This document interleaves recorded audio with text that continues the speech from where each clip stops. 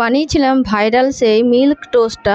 অনেক দিন আগে থেকেই ভাবছিলাম বানাবো, কিন্তু আর সেই সময় হয়ে উঠছিল না। তাই আজকেই ভাবলাম এটা বানিয়ে নিই। আমি এটা একটু হেলদি উপায়ে করেছি। এটাতে আমি গুড় ব্যবহার করেছি। প্রথমে আমি একটা ফ্রাইং প্যানের মধ্যে একটু বাটার দিয়ে ব্রেডটা এপিট ওপিট আমি একটু সেঁকে নিলাম। আমি ব্রাউন ব্রেড ব্যবহার করেছি, তোমরা চাইলে সাদা ব্রেডও ব্যবহার করতে পারো। তারপরে পরিমাণ মতন ঘন করা দুধ দিয়ে ওপর থেকে একটু গুড় ছড়িয়ে দিয়েছি।